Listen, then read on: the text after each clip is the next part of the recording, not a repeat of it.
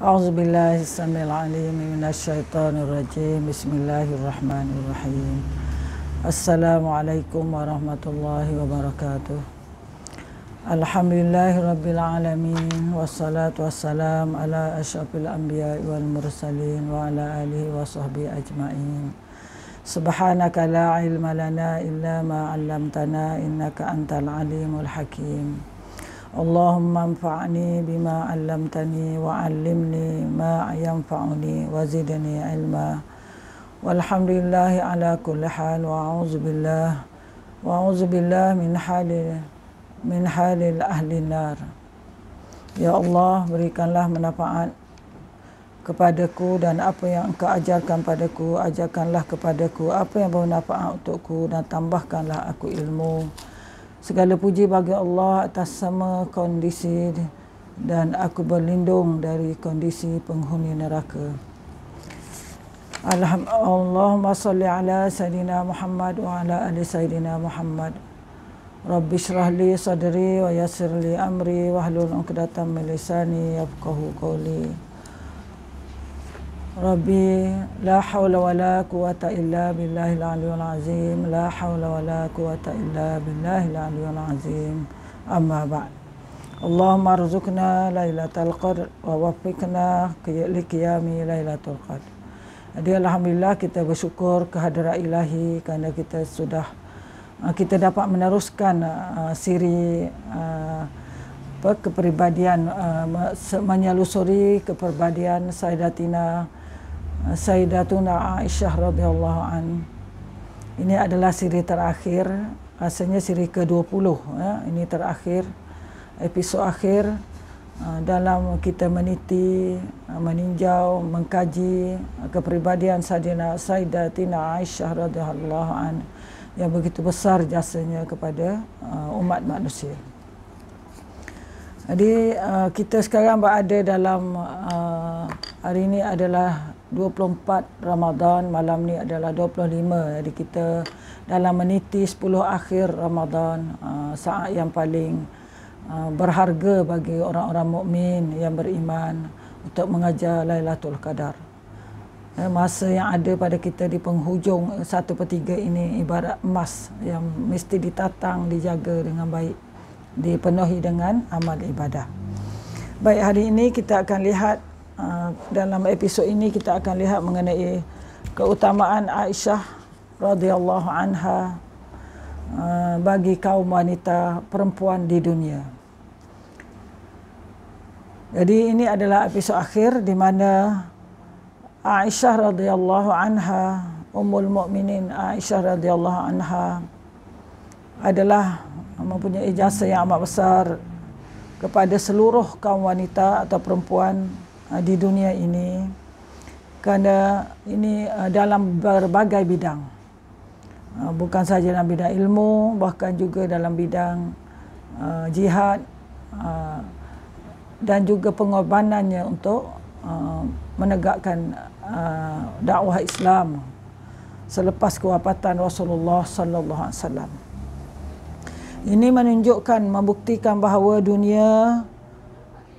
kepada dunia bahawa kaum muslimah bukan hanya harus berada di rumah saja, berada di balik jilbab saja, tetapi mampu melaksanakan kewajipan dan tanggungjawab dalam bidang dakwah, dalam bidang pendidikan, dalam bidang jihad, dalam bidang politik dan sosial, demi untuk demi untuk survival ummah dan juga memberi kepahaman kepada umat tentang bidang-bidang ilmu di dalam Islam.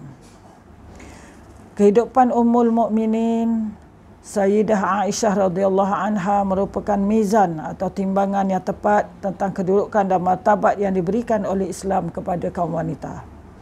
Dia menyuburkan juga contoh real dari tingginya darjat yang telah dicapai oleh kaum wanita dalam syariat Islam. Kerana syariat Islam telah mengangkat darjat wanita lebih tinggi di tengah bangsa Arab dan bangsa-bangsa yang lain di dunia. Islam datang dengan membawa puncak dari segala etika peradaban dan kebahagiaan dalam berinteraksi dengan kaum wanita. Islam telah memberi suatu kedudukan khusus dan perlindungan yang tidak dapat tidak didapatkan oleh wanita golongan tinggi manapun sebelum kedatangan Nabi Muhammad sallallahu alaihi wasallam sebagai rasul terakhir. Jadi kita lihat sedikit bagaimana para sahabiah sering mengungkapkan segala permasalahan kepada Nabi melalui Ummul Mukminin Aisyah radhiyallahu anha. Jadi kalau mereka ada masalah, mereka akan mengadu kepada Ummul Mukminin Sayyidah Aisyah radhiyallahu anha yang mempunyai sikap simpati dan membantu mereka dalam menuntut hak-hak perempuan yang dibolehkan oleh Islam. Kepada Aisyah lah seluruh mata orang lemah dan taanannya tertuju, seperti yang pernah terjadi pada isteri Uthman bin Maz'un radhiyallahu an contohnya. Dia masuk menemui Aisyah radhiyallahu anha dalam keadaan muram. Aisyah bertanya kepadanya, "Ada apa denganmu?" Dia menjawab, "Suamiku sering bangun malam dan sering melakukan puasa." Kemudian Nabi SAW masuk ke tempat itu dan Aisyah menceritakan hal tersebut kepada Rasulullah SAW. Rasulullah pun seorang Rasul yang amat penyayang. Bukan sahaja berdakwah kepada kumpulan ramai, malah Rasulullah SAW pergi menemui Uthman bin Maz'un dan berkata, "Wahai Uthman, hidup seperti pendeta tidak ada dalam agama kita. Tidakkah engkau melihat diriku sebagai teladan bagimu? Demi Allah, aku adalah orang yang paling takut pada Allah di antara kalian dan paling menjaga hududnya, paling menjaga batasan-batasan hak keluarga dan sebagainya." Maksudnya berikanlah, maksud sabda Nabi tadi, berikanlah hak pada orang yang berhak, di antaranya adalah hak isteri. Tidak boleh hanya beribadah sepanjang malam tanpa memberi hak kepada isteri.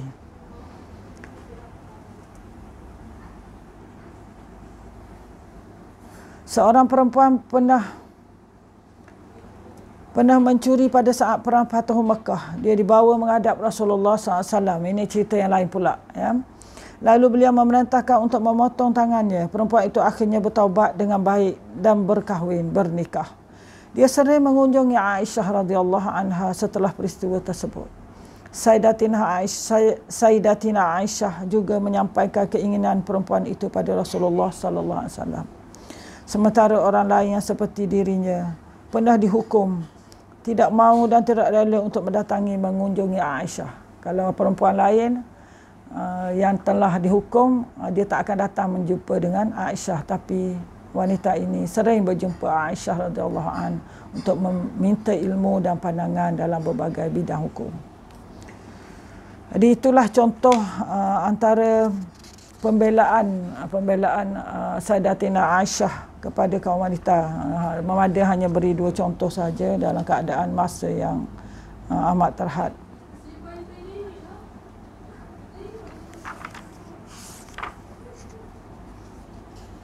Jadi bercakap mengenai Aisyah radhiyallahu an, para ulama bersepakat bahawa Ummul Mukminin Khadijah bin Khuwailid, Fatimah Az-Zahrah dan Ummul Mukminin Aisyah radhiyallahu an adalah perempuan yang paling baik dan paling mulia di dunia ini. Adapun jumhur ulama berpendapat bahawa Fatimah Az-Zahra radhiyallahu anha berada di posisi pertama. Sesudahnya adalah Ummul Mukminin Khadijah radhiyallahu anha dan berikutnya ialah Ummul Mukminin Aisyah radhiyallahu an. Namun urutan ini tidak bersandar pada argumen dan alasan jelas, tidak bersandar kepada hadis yang sahih. Jadi para ulama mengatakan bahawa contohnya Ibnu Taimiyah dan juga muridnya Ibnu Qayyim berpendapat aspek keutamaan ketiga wanita itu masing-masing berbeza-beza. Jadi bagi Ibnu Qayyim, saya memilih untuk diam dan tidak membanding-bandingkan antara ketiga itu. Sementara Ibnu Qayyim berkata, jika keutamaan diukur dari banyaknya pahala, itu kita tak boleh buat sebab pahala itu hanya diketahui oleh Allah. Jika daripada sudut ilmu, maka yang utama ialah Aisyah. Kalau kita banding tiga-tiga itu dari sudut ilmu, maka sudah tentulah ilmu yang tinggi adalah dimiliki oleh Sayyidah Aisyah radhiyallahu anha. Jika diukur dia kehormatan diri dan kuat ibadah, kehormatan diri dan kehormatan kesetiaan pada Rasulullah dan suaminya Sayyidina Ali adalah diletakkan pada Sayyidatina Fatimah radhiyallahu anha. Dan pengorbanan tinggi dari sudut Islam ialah diletakkan kepada Sayyidah Khadijah radhiyallahu anha. Jadi rumusannya ialah kita lihat kepada hadis sabda Rasulullah SAW yang diriwayatkan daripada Abu Musa al-Asy'ari. Dia berkata, Rasulullah SAW bersabda, banyak lelaki menjadi sempurna dan tidak ada perempuan yang sempurna kecuali Maryam binti Imran, Asiyah bin isteri Firaun, dan keutamaan Aisyah atas perempuan lain adalah seperti keutamaan bubur atas makanan yang lain. Bermakna di sini ialah pengiktirafan Rasulullah SAW kepada Sayyidatina Aisyah radhiyallahu anha. Bukanlah bermakna menafikan isteri yang lain. Isteri-isteri yang lain, ummul mukminin yang lain adalah juga banyak jasanya dalam Islam. Ya, yang juga berjasa, yang kuat ibadah dan mempunyai akhlak yang tinggi yang perlu kita jadikan contoh. Cuma dari sudut ilmu adalah Sayyidah Aisyah radhiyallahu anha. Jadi kalau kita melihat balik kepada dan kita ingat bahawa oleh kerana ini episod akhir, kita kenangkan balik 19 episod yang lain menerangkan bahawa Sayyidah Aisyah radhiyallahu anha adalah seorang yang sangat tinggi akhlaknya. Apakah yang kita boleh ambil daripada akhlak Aisyah radhiyallahu anha untuk diaplikasikan dalam hidup kita? Sebab kita kaji ini bukan hanya untuk menyanjung tinggi, tetapi untuk diaplikasi dalam hidup kita sebagai seorang mukminah, muslimah yang solihah. Kalau kita nak jadi solihah, yang pertama ialah kita akan lihat akhlak Aisyah radhiyallahu anha, iaitu yang amat mencintai ilmu. Sebab itu dia mampu menghafal hadis lebih daripada 2000 hadis daripada Rasulullah sallallahu alaihi wasallam. Yang kedua, beliau taat kuat ibadahnya, amat kuat ibadah dan taat kepada suami. Dan Aisyah radhiyallahu an menjaga diri daripada ghibah, tidak suka mengumpat.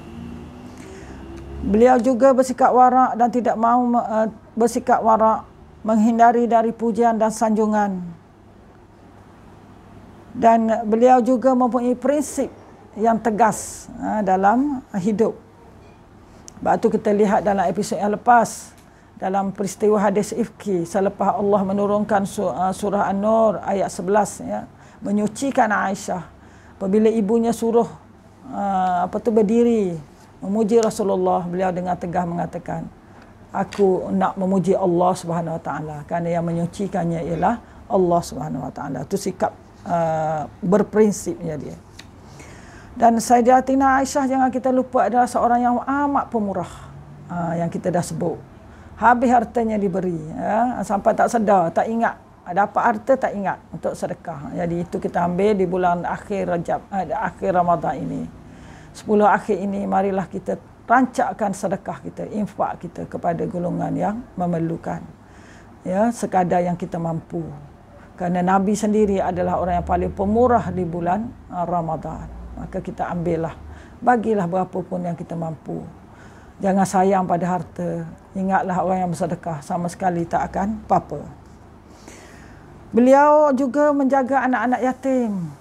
Dan bukan jaga saja beri makan, tapi memberi ilmu, mendidik mereka menjadi insan berguna kepada Islam. Beliau juga menjaga diri. Beliau Aisyah radhiyallahu anha, dia tak mengambil haram temeh, tak sibuk dengan haram temeh. Dia pergi kepada benda yang penting dalam hidupnya. Dan Aisyah juga radhiyallahu anha sangat menjaga aurat, menjaga jilbab. Sebab itulah apabila menziarahi makam Rasulullah SAW apabila dimakamkan Saidina Umar, beliau memakai hijab, ya, memakai tudung, memakai hijab kerana merasakan kewujudan Umar ada. Sampai begitu, ya. Apatah lagi di kalangan itu, di kalangan orang yang sudah meninggal, apatah lagi di kalangan yang yang masih hidup. Jadi kita lihat di sini bahawa kita kenang balik satu kata-kata keramat yang pertama kita ingat bahawa dan akhirnya nak disebutkan di sini bahawa Sayyidatina Aisyah radhiyallahu an hidup selama 50 tahun selepas kewafatan Rasulullah sallallahu alaihi wasallam. Setelah hampir 9 tahun hidup beliau sebagai isteri Rasulullah sallallahu alaihi wasallam. Sebahagian besar waktu itu diluangkan untuk mempelajari dua sumber penting petunjuk Allah, iaitu Al-Quran dan Sunnah Rasulullah sallallahu alaihi wasallam. Beliau dan juga ummahatul mukminin yang lain amat beruntung kerana dia dididik oleh Nabi sallallahu alaihi wasallam, satu universiti yang amat berharga, yang amat penting dalam sejarah dunia. Ya, yang amat berharga. Ia dididik oleh Allah dan Rasul. Dan beliau mendapat penghargaan Allah Subhanahu wa taala. Dan beliau juga sampai isteri-isterinya yang lain, iaitu di samping Ummu Salamah dan Hafsah, turut menghafal Al-Quran dan menjaga salinan Al-Quran.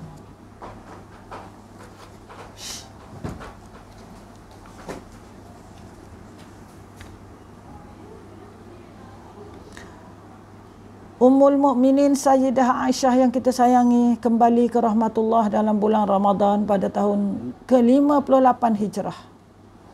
Atas permintaan beliau sendiri, jasadnya disemadikan di perkuburan Al-Baqi' di Madinah Al-Munawwarah dalam kalangan sahabat dan isteri-isteri atau ummahatul mukminin, isteri baginda Rasulullah sallallahu alaihi wasallam.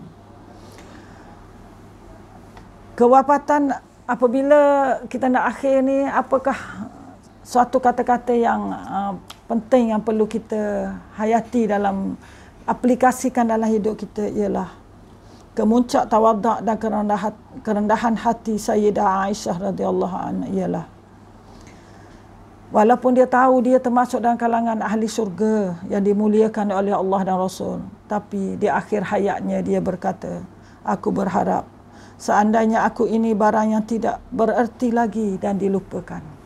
Ini di saat akhir beliau nak menemui ajal. Aku berharap seandainya aku ini barang yang tidak bererti lagi dan dilupakan orang. Bermakna dia tak nak dirinya disanjung oleh orang.